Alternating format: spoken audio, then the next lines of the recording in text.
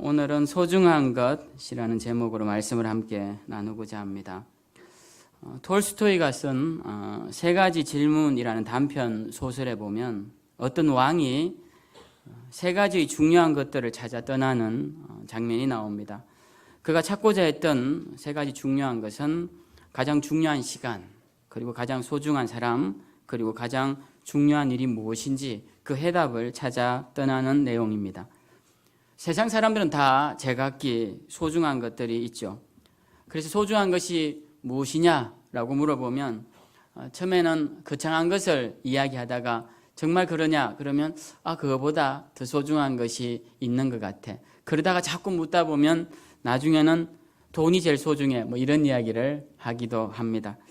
물론 우리가 돈 때문에 사람을 죽이기도 하고 또 돈 때문에 스스로 목숨을 끊기도 하고 돈 때문에 사랑이 파탄나기도 하고 돈 때문에 목숨을 구하기도 하는 거 보면 돈이 참 중요한 거는 맞는 것 같아요. 그렇지만 우리가 돈이 중요하다는 것은 본능적으로 알지만 그래도 심정적으로는 돈보다 더 중요한 것이 있어 라고 우리가 생각을 하게 됩니다. 오늘 어버이날인데 아마 부모님 또 가족, 자녀들 이런 가족들이 우리에게 가장 소중한 가치가 되기도 합니다. 그래서 저는 오늘 톨스토이가 던졌던 이 세 가지 질문, 가장 중요한 시간과 중요한 사람 그리고 중요한 일이 무엇인지 우리가 한번 말씀을 통해서 정답을 찾아볼까 합니다. 오늘 말씀에 보면 짧게 5장 16, 17절만 읽었지만 5장 전체를 우리가 말씀을 함께 보면 좋겠는데요. 오늘 5장 말씀에 보면 읽은 본문에 보면 세월을 아끼라 때가 악하니라 라는 말씀이 나옵니다. 세월을 아끼라, 많이 들은 말씀입니다. 세월을 아끼라. 그런데 세월을 아끼는 것이 과연 어떤 것인지 여러분 생각해 보셨습니까? 세월을 아끼라는 것은 돈을 아끼라라는 것과 다른 의미죠. 돈은 아끼면 남아 있습니다. 저축을 하면 남아 있고 그리고 이런 물건도 아끼면 오래 간직할 수가 있게 되는 것이죠. 그런데 세월은 아낀다고 남아있지를 않습니다. 세월은 아낄 수가 없는 것이죠. 어차피 흘러가는 강물처럼 그렇게 점점 지나고 마는 것이 세월이고 시간입니다. 만약 아낄 수 있다면 세월을 아끼는 사람들은 나이가 천천히 먹어서 젊음을 유지해야 되고 세월을 막 낭비하는 사람은 빨리 늙어 버려야 하는데 그렇지가 않습니다. 그래서 세월을 아낀다라는 말을 사실 우리는 잘 모르고 사용할 때가 많습니다. 세월을 아낀다. 과연 어떤 것이 세월을 아끼는 것일까요? 그리고 세월은 과연 아낄 수는 있는 걸까요? 똑같이 흘러가고 또 흘러오는 시간 속에서 세월을 아낀다라는 것은 아마 이 세월을, 이 시간을 소중한 곳에 사용해야 한다라는 의미일 것입니다. 그래서 다시 원래의 질문, 처음의 질문으로 돌아가게 됩니다. 세월을 어떻게 아끼는가라는 질문은 무엇이 소중한 것인가 라는 질문으로 돌아가게 되는 것이죠. 무엇이 소중한 것인지를 알아야 우리에게 있는 이 시간과 세월을 거기에 투자할 수 있기 때문에 그런 것입니다. 오늘 에베소서는 우리가 사용해야 할 시간, 어디에 사용해야 될지에 대해 가르쳐 주기도 하지만 또 어디에 사용하면 안 될지에 대해서도 가르쳐 주고 있습니다. 5장 3절에 보면 이런 말씀이 있습니다. 음행과 온갖 더러운 것과 탐욕은 너희 중에서 그 이름조차도 부르지 말라. 이는 성도에게 마땅한 바니라. 이러한 것은 이름조차도 안 부르는 것이 성도에게 마땅한 일이다 라고 말씀합니다. 그리고 4절에는 누추함과 어리석은 말이나 희롱의 말이 마땅치 아니하니 오히려 감사하는 말을 하라 라고 말씀합니다.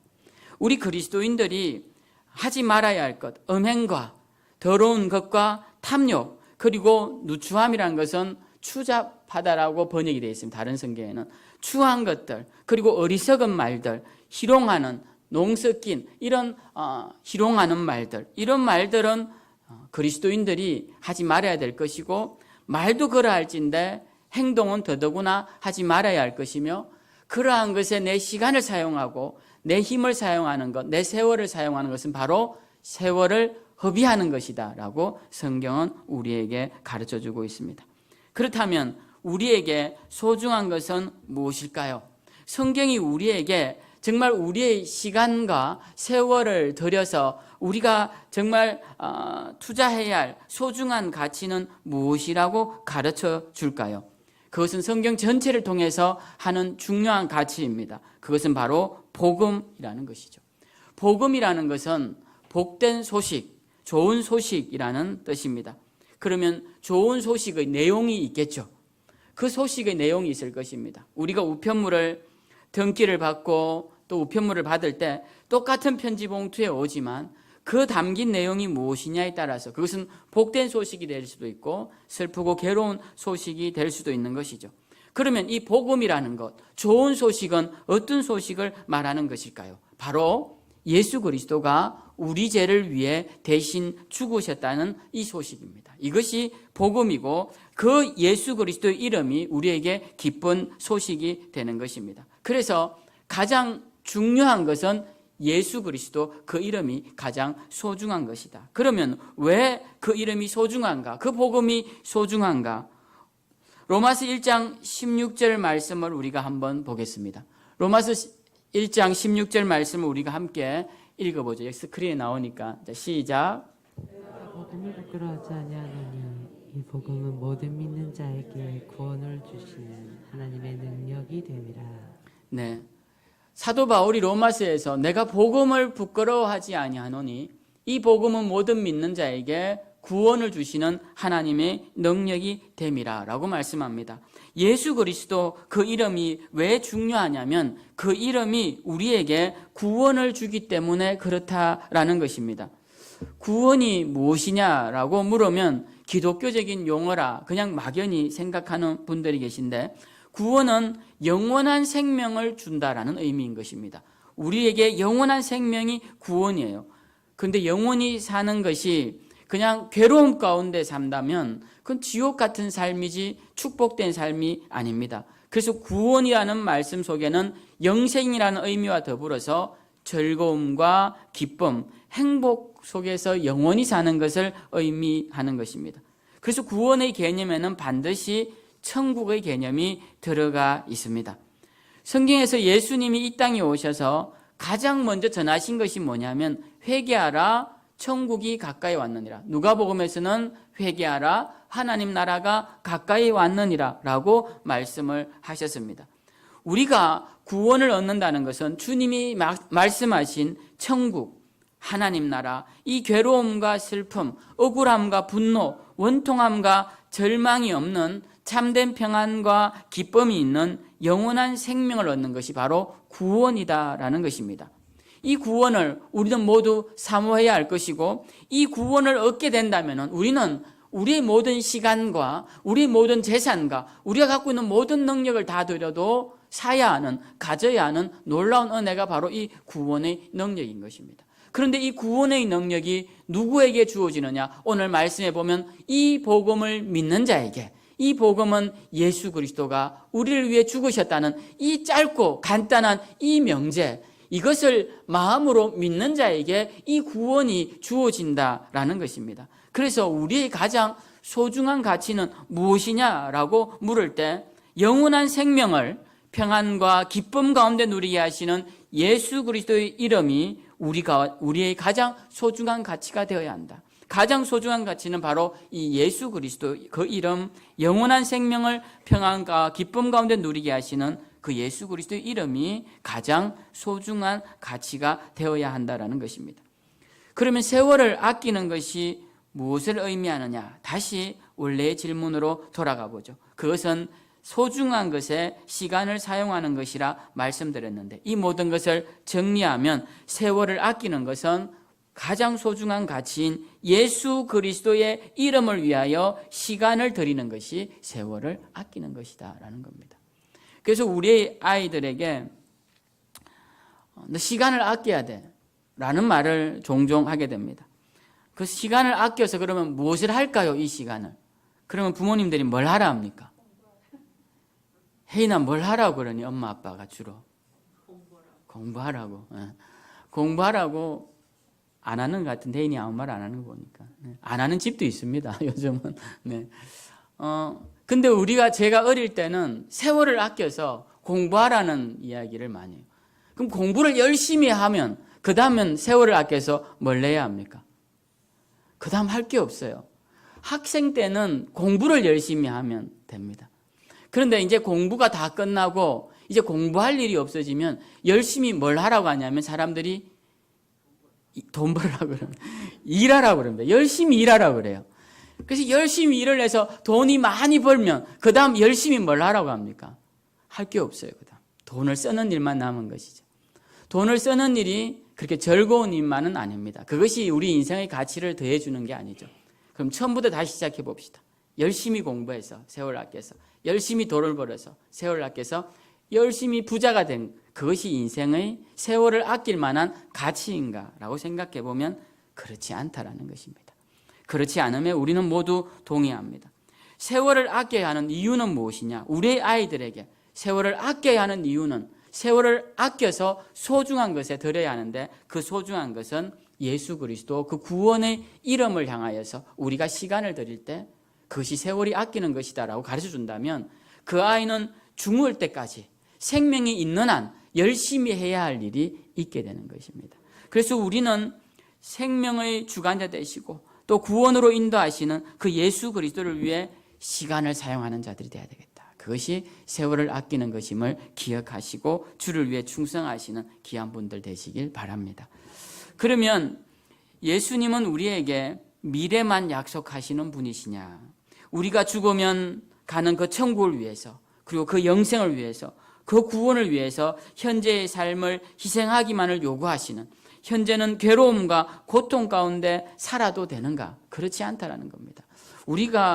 저는 젊을 때 신학교 시절에는 그렇게 생각을 했습니다. 주를 위해 십자가를 지는 것은 큰 고통 가운데 있는 것이다라고 생각을 했는데 지금은 생각이 많이 바뀌었습니다. 주님께서 십자가를 지신 이유가 무엇인가 생각해 보면 이사야 53장에 이렇게 말씀합니다. 그분이 찔리심은 우리의 허물 때문이요 그분이 상하심은 우리의 죄악 때문이라. 그가 징계를 받음으로 우리는 평화를 누리고 그분이 채찍에 맞음으로 우리는 나음을 받았도다. 이렇게 말씀합니다.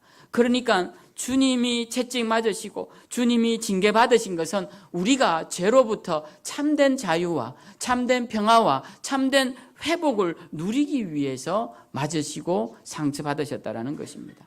그렇기 때문에 주님을 믿는 우리는 주님이 약속하신 이 평화와 이 회복을 누릴 줄 아는 자들이 되어야 한다는 것입니다. 그래서 저는 우리 그리스도인들이 이 땅에서 살면서 삶을 포기해서는 안 된다라고 생각해요. 그 삶을 포기한다는 것은 생명을 끊는다는 의미가 아니라 내 삶에 있어서 소망을 다 제거해버리는 그런 일은 없어야 한다는 겁니다. 내 삶에 이런 일은 절대 일어나지 않아. 내 삶의 기쁨과 평화, 만족 이런 것은 나와 거리가 먼 것이야. 내가 이런 가정 환경에서 나는 그냥 이렇게 계속 억눌리며 고통 가운데 살아야 돼 라는 것은 없다라는 겁니다. 주님 앞에서 우리는 포기하지 말아야 할 이유는 주님이 우리의 나음을 위하여서 우리의 회복을 위하여서 우리의 평화를 위하여서 채찍 맞으시고 고통받으셨기 때문에 그분의 희생이 헛되지 않기 위해서라도 우리는 평화를 누리고 회복을 누려야 한다라는 것입니다. 이런 말씀을 드리면 우리가 교회 와서 믿음 생활 열심히 하면 세상적인 성취와 부귀영화를 누릴 것이다 이렇게 생각하시기도 하는데 그렇지 않습니다. 우리가 예수 그리스도를 믿음으로써 우리 삶이 어떻게 바뀌느냐, 좀 제가 추상적인 표현을 사용해서 죄송하지만 우리의 삶에 꽃이 피는 삶을 살게 된다는 것입니다. 우리의 삶이 꽃이 된다는 것이에요. 진흙바닥에서 정말 더러운 것에서도 꽃이 피는 그런 아름다운 삶, 바로 이 삶은 고결해진다는 것을 의미하는 것입니다. 그러니까 우리의 삶이 주님을 믿음으로써 삶이 고결해지는 것입니다. 아름다운 꽃처럼 고결해지는 것이, 이 고결함에 대한 소망을 우리가 잃지 말아야 한다는 것입니다. 주님을 믿음으로써 우리의 삶이 거룩하고 고결하고 아름다운 꽃처럼 빛과 향기를 내는 그런 삶으로의 나아가는 전진을 포기하지 말아야 한다는 거예요. 그것이 그리스도인들에게 주어진 특권이다라는 것입니다. 그래서 주님은 미래만을 약속하시는 분이 아니라 현재 내 삶을 바꾸시고 현재 내 삶에 개입하시고 내 삶을 아름답게 하시는 그런 현재적 가치도 주시는 분이시다라는 것을 우리가 잊지 말아야 하는 것입니다. 예수님을 성경은 이렇게 종종 소개를 해요. 창세기 1장에서도 말씀이 나오고 제가 기도회 때도 여러 번 말씀을 드렸지만 하나님이 세상을 만드실 때 가장 먼저 만드신 것이 빛이죠. 가장 먼저 만드신 것이 빛입니다. 그리고 요한복음 1장에도 태초에 말씀이 계시니라 한 뒤에 이 말씀이 곧 우리에게 온 빛이라고 말씀을 합니다. 그래서 요한복음 1장 9절에 보면 이런 말씀이 나와요. 우리가 한번 읽어보겠습니다. 자, 시작. 참빛 곧 세상에 와서 각 사람에게 비추는 빛이 있었나니 그가 세상에 계셨으며 세상은 그로 말미암아 지은 바 되었으되 세상이 그를 알지 못하였고. 참 빛이 누굽니까? 바로 예수 그리스도를 말씀하는 겁니다. 참빛, 세상에 와서 각 사람에게 비추는 빛이 있었는데 그분이 예수 그리스도라는 것입니다. 이 빛이 어떤 역할을 하느냐? 저는 이 빛의 역할에 대해서 좀 나눠보고자 합니다.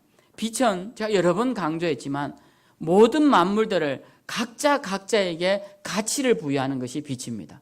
이 빛을 다 사라지게 만들고 하늘에 해도 없고 달도 없고 우리에게 작은 호롱불조차 없으면 여러분의 형태도 여러분이 입고 있는 아름다운 옷들의 색깔도 그리고 모습도 다 사라지고 맙니다. 우리 모두 다 어둠 가운데 다 똑같은 존재가 되고 마는 것이죠.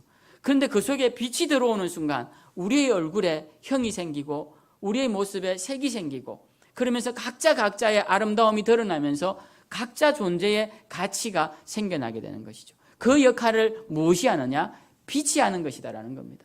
예수 그리스도가 우리에게 빛이 된다라는 말씀은 세상 가운데 가면 우리의 존재 가치가 사라지고 알아주지 않는다 할지라도 빛 대신 예수 그리스도께 나오면 내 삶 그대로 내 모습 이대로 존재의 가치를 인정받고 존귀한 자로 세움을 받는 곳, 그곳이 바로 예수 그리스도가 빛으로 삼는 그곳이 바로 우리의 존재 가치가 세워지는 곳이다라는 겁니다. 주님은 누구시냐? 바로 빛이시고 빛은 삶의 가치를 부여하시는 분이시기 때문에 우리는 주님 앞에 나아올 때만이 존재의 가치를 인정받게 된다라는 것입니다. 오늘 읽은 에베소서 5장에 보면 8절에 이 말씀이 또 동일하게 나옵니다. 8절에 보면 너희가 전에는 어둠이더니 이제는 주 안에서 빛이라. 빛의 자녀들처럼 행하라. 빛의 열매는 모든 착함과 의로움과 진실함에 있느니라. 주를 기쁘시게 할 것이 무엇인가 시험하여 보라. 너희는 열매 없는 어둠의 일에 참여하지 말고 도리어 책망하라. 이렇게 말씀합니다. 그러니까 오늘 말씀해 보면 빛 대신 주님께 나올 때 우리의 존재의 가치가 드러날 뿐만 아니라 우리도 빛의 자녀로서 빛과 같은 삶을 살아내야 한다는 것입니다. 만약 우리가 주님께로 나오지 않으면 세상 가운데서 우리는 여전히 어두움 가운데서 존재의 의미 없이 살아가게 됩니다. 세상 사람들은 주님 없이 예수 그리스도 없이 세상에서 의미와 가치를 찾을 것이라고 생각합니다. 사람들로 통하여서 의미와 가치를 찾을 것이라고 생각합니다. 그러나 여러분, 요즘 봄꽃이 만발한데 이 봄에 피는 꽃들을 한번 보십시오. 피었다가 하루 만에 지는 꽃들도 있습니다. 세상은 이 꽃들처럼 지금 앞에서는 환호하다가 무대만 내려오면 언제 그랬냐고 가는 듯이 외면하는 곳이 세상입니다. 자신들에게 유익이 있을 때는 꽃처럼 환하게 웃다가 유익이 없을 때는 채찍처럼 우리에게 다가오는 것이 바로 세상이다라는 것입니다. 제가 한 예를 들어보죠. 우리가 잘 아는 가룟 유다를 한번 보십시오. 가룟 유다가 예수님을 팔 때 대제사장들과 종교 지도자들이 뭐라고 했을까요? 성경에 나오지 않지만 이렇게 말했을 겁니다. 네가 하는 일은 굉장히 중요한 일이다. 너의 스승 예수는 이 유대인들을 멸망으로 이끄는 자니 그를 우리에게 넘겨라. 너는 우리와 동지다. 우리와 함께 나아가는 것이다. 우리와 한패다라고 그렇게 말했을 것입니다. 유다가 스승을 팔고 시간이 지난 후 그의 일을 회개하고 그가 받은 은 30을 가지고 대제사장들과 종교 지도자들에 찾아가서 그것을 돌려주려고 할 때 그들이 했던 말이 무엇이냐면 그것이 우리와 무슨 상관이 있냐라는 겁니다. 네가 받은 돈은 이미 받은 것이고 네가 지은 죄는 네가 지은 것이지 우리와는 상관이 없다라고 말합니다. 여러분, 세상은 늘 이렇게 우리를 대합니다. 자신들이 필요할 때는 가족이 된 것처럼 친근하게 다가오다가 자신에게 유익이 없을 때는 언제 그랬나는지 우리의 뺨을 때리는 것이 세상입니다. 이러한 조롱과 멸시를 겪는다면 사람들로서는 견디기 어렵죠. 가룟 유다도 결국 이 조롱과 이 배신을 견디지 못하고 자기의 배신을 후회하면서 결국 목을 매달아 죽지만 그마저도 시원치 않아 떨어져서 그의 내장이 터져나오는 참으로 누가 봐도 비참하기 그지없는 인생을 마감하게 됩니다. 왜 그렇습니까? 세상은 우리에게 가치를 제공하지 않습니다. 세상의 가치를 따라가고 세상의 의미를 따라가면 그 개인의 삶의 끝에는 파탄만이, 파멸만이, 허무만이 있다라는 것입니다. 세상이 우리에게 관심이 많은 것 같죠. 여러분의 친구들이 여러분에게 관심이 많은 것 같습니까? 여러분의 지인들이 여러분을 특별히 생각하는 것 같습니까? 그렇지 않습니다, 여러분. 세상은 우리를 특별하게 생각하지 않습니다. 오직 세상은 자기만 특별하게 생각합니다. 모든 사람은 자기만 특별하게 생각해요. 우리가 세상에 나아가서 절망과 좌절 가운데서 실패하지 말고 우리는 오직 우리를 존귀하게 여기시는, 우리의 모습 그대로 존귀하게 여기시는 빛 대신 주님께로 나와야 할 것입니다. 그러면 우리는 그 주님으로부터 받은 사랑을 깨닫게 될 것이고 그분이 원하는 것이 무엇인지 알며 그분과 동행하게 될 것이며 그렇게 동행하며 살아가는 것이 세월을 아끼는 것이며 그것이 내 삶이 다했을 때 정말 나는 가치 있는 삶을 살았다라고 고백하게 될 것입니다. 작은 사진 하나 보여드리고 설교를 마치고자 합니다. 얼마 전 아버지 유품을 정리하다가 소중한 것을 하나 발견해서 함께 나누고 싶어 가져왔습니다. 작아서 안 보일 것 같아서 사진으로 보여드렸는데요. 여기에 있는 게 아니고 이건 아버지 울릉 경찰서에서 경찰로 계실 때 뭐 여러 가지 상 받은 것들이 있는데 그런 것들보다 제가 이런 작은 침례 정서 하나를 갖고 왔습니다. 여기 보면 침례 정서, 침례라고 되어 있는데요.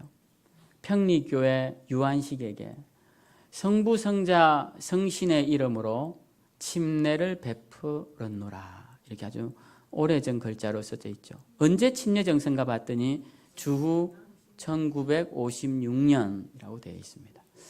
66년 전에 받으셨던 침례 정서 제가 이렇게 가지고 있죠, 원본으로. 제가 이걸 이번에 유품을 정리하면서 봤습니다. 66년 된 것이죠. 저희 부친이 23살 때 침례를 받으신 그 침례 정서입니다. 여기 보면 우리 교단 이름이 기독교 한국 침례회인데 그때 50년대는 대한기독교 침례회였습니다. 교단명이 바뀌기 전이었고 그전에는 동아기독교였는데 대한기독교 침례회 목사 김석규 목사님 지금도 살아계시고 우리 원로 목사님입니다. 우리 교단의 총회장도 하셨던 동생도 총회장 하시고 그분이신데 그분 이름이 저렇게 적혀 있더라고요. 제가 이것을 보면서 참 새로운 마음을 가지게 되었습니다. 어떤 마음이냐면 침례를 받으셨던 것을 소중히 여기셨구나라는 생각을 했습니다. 저희 아버지는 성도로서의 삶에 대해서는 제가 볼 때는 제가 오죽하면 아버지 제 목회를 도와주시지는 못할 망정 방해만 안 하셔도 좋겠다고 제가 그렇게까지 말씀을 드린 적이 있습니다. 몇 번 드린 적은 한 번인가 두 번밖에 안 했던 것 같아요. 그런 말씀 잘 안 드리는데 하도 고집을 부리셔서. 근데 제가 이 침례 정서를 보면서 저한테는 그래 했다 할지라도 하나님과 그분의 관계는 각별했구나라는 생각을 했습니다. 이 침례 정서가 마치 결혼의 예식표 같은 그런 느낌을 받았습니다. 이 침례 정서는 사실 우리가 예수 그리스도를 향한 신앙의 고백의 상징입니다. 내가 주님과 함께 물에 들어감으로써 죽고 물에서 올라옴으로써 부활합니다라는 주님과의 연합의식이 바로 침례예요. 그러니까 연합이라는 건 부부의 동침을 말하는 겁니다. 그래서 이 침례 정서는 부부간의 사랑의 언약의 표시라고도 할 수 있는 거예요. 그것을 이렇게 끝이 다 남루해질 때까지, 이렇게 낡을 때까지 가지고 계셨구나라는 생각을 제가 하면서 그분의 주님을 향한 마음은 제가 알지 못하는 부분이 있었구나라는 생각을 하게 되었습니다. 세월을 아낀다는 것 무엇일까요? 거창한 이야기를 많이 드릴 수 있을 것입니다. 톨스토이 책 내용을 말씀드릴 수도 있겠고요. 여러 가지 말씀을 드릴 수 있겠지만 저는 결론 부분에서 짧게 한 말씀을 드리면, 세월을 아낀다는 것은 가장 사랑하는 분과 함께 동행하는 것, 그것이 세월을 아끼는 것입니다. 여러분, 이 땅에서도 사랑하는 사람이 있지 않습니까? 보통 여자분들에게 물으면 남편이라고 대답하지 않습니다. 남편이라고 하지 않고 뭐라고 대답하냐면 아들이라고 하니까. 제가 왜 그 말씀을 드리느냐 하면, 장례식에 누님들이, 이제 울릉도에 누님이 두 분이 사세요. 큰 누님, 셋째 누님이 사시는데, 큰 누님의 아들이 하나인데, 아들 하나, 딸 하나인데, 아들이 서울에 살아요. 조카가, 큰 조카죠. 서울에 사는데, 그 누님이 제 아내한테 그랬다고 그래요. 올케 나는 여기 나와 살고 싶어, 양평에. 근데 매형이 별로 안 좋아하세요. 매형이 울릉도에 살고 싶어 하시는데. 왜 그러냐 했더니 아들이 보고 싶어. 울릉도에 있으니까 자주 못 봅니다. 울릉도는. 그래서 아들이 보고 싶어. 그 말을 들었는데 마음이 좀 안 됐더라고요. 사랑하는 자영이 옆에 계시는데 그것도 아들을 보고 싶어서 나오고 싶어 한다. 저는 그 마음이 조금 이해가 될 것도 같습니다. 가장 행복하고 가장 귀한 세월을 아끼는 게 뭘까? 사랑하는 사람 옆에 있는 거겠죠. 그게 남편이면 남편과 함께 있는 시간이 가장 좋을 것이고, 그게 자녀면 자녀와 함께 있는 것이 가장 좋을 것이고, 그게 부모님이면 부모님과 함께 있는 것이 가장 좋을 것입니다. 그게 가장 세월을 잘 사용하는 것이죠. 그런데 우리 그리스도인들은 세월을 아끼는 가장 좋은 것은 주님과 동행하는 것이다. 내 삶이 끝나기 전에 누구도, 사람은 영원히 같이 갈 사람은 아무도 없습니다. 그렇기 때문에 우리는 사람도 사랑하는 사람이 있어야겠지만 우리 주님을 가장 사랑하고, 주님을 사랑한다는 사랑의 언약, 그 표시를 귀하게 여기며 늘 마음에 새기고 주님과 동행한다면 그의 삶은 얼마의 생을 살았더라도 결코 헛되지 않을 것이라 생각합니다. 오늘 여기면 우리 모두는 다 주님과 동행하셔서 세월을 아끼시는 그런 귀한 분들이 다 되시기를 주님의 이름으로 축원드립니다. 우리 다 일어나시